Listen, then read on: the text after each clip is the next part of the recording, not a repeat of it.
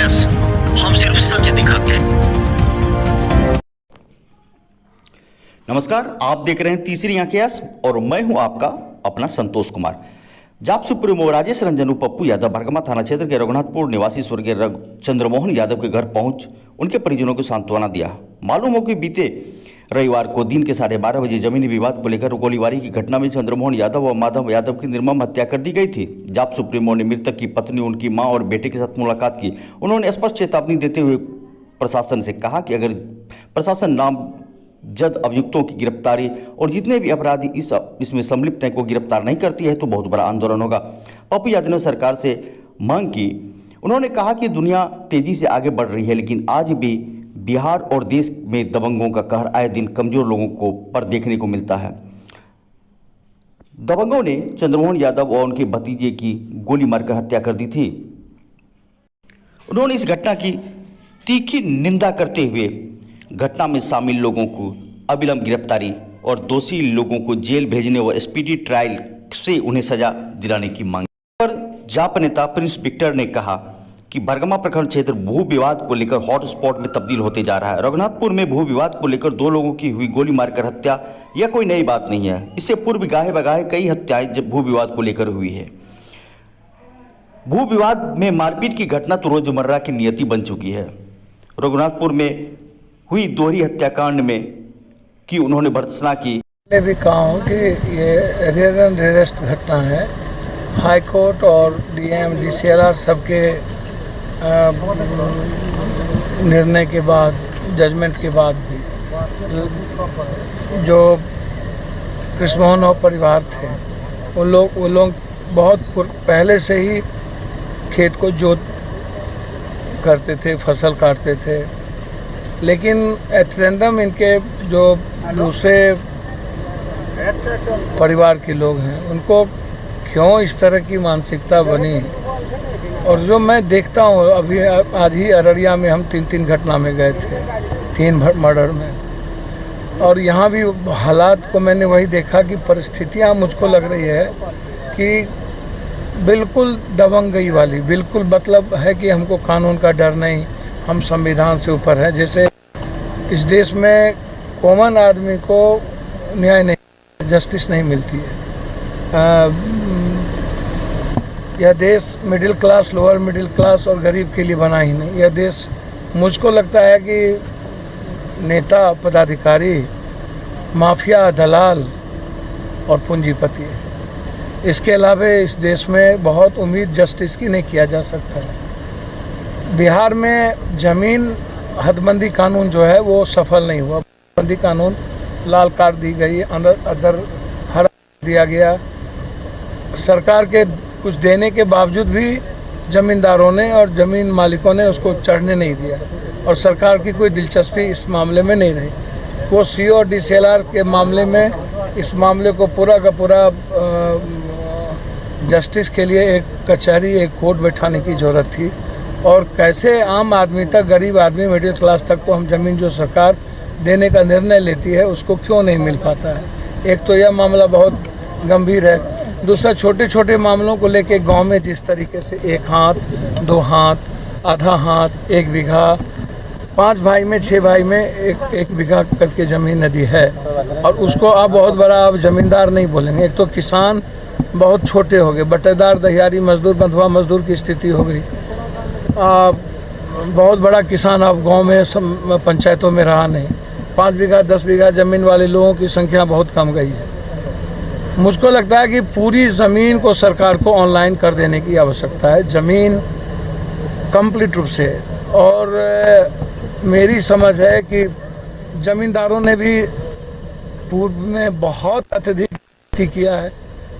10 लोगों के नाम से ज़मीन लिखे, दादा कोई, पापा कोई, चाचा कोई, फिर बड़े पापा कोई, और नतीजा यह हुआ है कि आज तक जो आम आदमी ज़मींदारों से ज़मीन लिया, उसके परिवार से लिया, वो उसका ज़मीन नहीं हो पाया, रैयतदार नहीं बन पाए।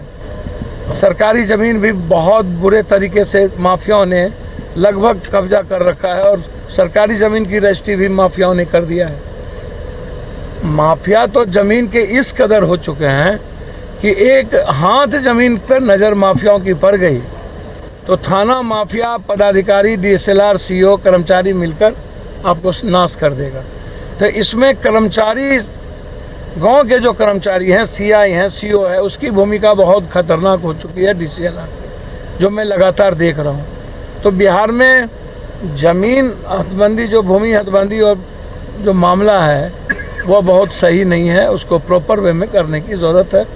इस घटना में SP साहब से मेरी बातचीत हुई है। SP साहब ने कहा कि हम स्वयं थे, हमारी बातचीत पहले भी हुई थी, हम दिन में भी गए थे, फिर रात में लाश आने के बाद हम स्वयं थे। हमने रात में गिरफ्तारी के लिए हम गए थे, रात तक में वो लोग सब लोग भाग गए। उनका मानना है कि ये गलत तरीके से साजिश करके बिल्कुल बाहर से हंसेरी मंगा करके घटना कर दी गई और कोई कानून का इकबाल और डर उसके भीतर नहीं था। इसमें समाज की भी भूमिका रह जाती है। समाज कभी भी अपराधी, अपने अपने जाति के अपराधी और उन्मादी को सजा देने के पक्ष में नहीं है। वो महामंडित करती है अपराधी माफियाओं को। ये और इसी आधार पर मैं देखता हूँ बराबर, मैं जब एक दिन में 700, अभी 750-800 किलोमीटर चल के आया, तो खगड़िया में 3 मौत। तो मैं देखता हूँ कि किस कदर समाज पहले ही पूछता है कि किस जात का मर्डर हुआ, किस जात ने किया, किस बच्ची का बलात्कार हुआ, किस जात ने किया, जाति कौन था, धर्म कौन था, मजहब कौन था। अब हत्या में भी जाति धर्म मजहब खोजना, बलात्कार की घटना में भी जाति मजहब खोजना, और थानेदार बैठ करके धारा जोड़ने के लिए पैसा ले, धारा हटाने के लिए पैसा ले, डायरी में नाम जोड़ने के लिए पैसा ले, डायरी से नाम हटाने के लिए पैसा ले, डायरी को कमज़ोर करने के लिए पैसा ले, डायरी को मजबूत लिख देने के लिए पैसा ले, चार्जशीट अभी नहीं भेजे उसके लिए पैसा ले, चार्जशीट भेज दीजिए उसके लिए पैसा ले। तो आप समझिए कि आम आदमी ये कहाँ से करेगा? या तो कोई दलाल माफिया या लुटेरा टाइप के ताकतवर आदमी ही ऐसा काम कर सकता है, पैसे देकर किसी को फंसाएगा। तो स्थिति बहुत भयावह थी। मैंने सुरक्षा की मांग की है, SPD ट्रायल का मैंने मांग किया है कि अविलंब SPD ट्रायल हो, जो लोग इसमें इन्वॉल्व हैं उसकी पूरी मुकम्मल तौर पर गिरफ्तारी हो, कुर्की हो। बाहर से जो हसेरी लाया गया उसकी भी जांच होगी, हसेरी कहाँ से आया। तो मैंने बहुत क्लियर है और इस पर मैं मॉनिटरिंग करूँगा। जब तक इस घटना में न्याय नहीं मिलेगी मैं तब तक चैन से नहीं बैठूँगा।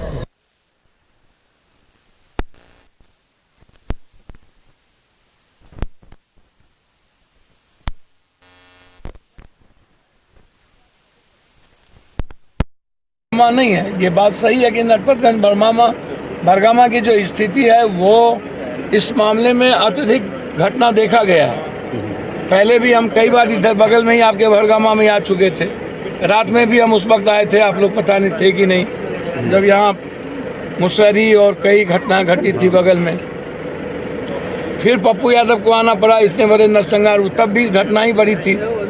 तो हम आपको आश्वस्त करते हैं, सरकार अब कोई भी दल जाति के आधार पर 6 जात 7 जात में फंसे रहेंगे, सत्ता और कुर्सी के लिए डेली मार होगी, और थानेदार से लेके ऊपर तक सब जमीन, शराब, बालू, कोरेक्स माफियाओं में लगे रहेंगे, तो आम आदमी की सुरक्षा कहाँ से होगी? और सरकार यदि एकदम नियत सही ना रखे और एकदम नीति सही ना करे और नेताओं की नियत सही ना हो, तो फिर जस्टिस कहाँ से होगी? आम आदमी की सुरक्षा तो आवश्यक है ना पहले, और फिर जस्टिस के लिए कोई जाति धर्म मजहब नहीं होनी चाहिए। पप्पू यादव तो कोई जाति धर्म मजहब नहीं देखता है सिवाय जस्टिस के अलावे। हर कीमत पर जस्टिस को मैं लागू करवाने का प्रयास करता हूँ। मेरी औकात नहीं है, लेकिन प्रखर आवाज़ होती है। अभी डुमरसाइल मुद्दे पर भी आप देख लीजिए, लगातार धरना, रोड जाम, फिर 23 तारीख को रेल चक्का जाम है, फिर बिहार बंद करेंगे हम लोग। तो सरकार हमारी है, लेकिन डोमिसाइल मुद्दा पर कोई समझौता हम नहीं करने जा रहे।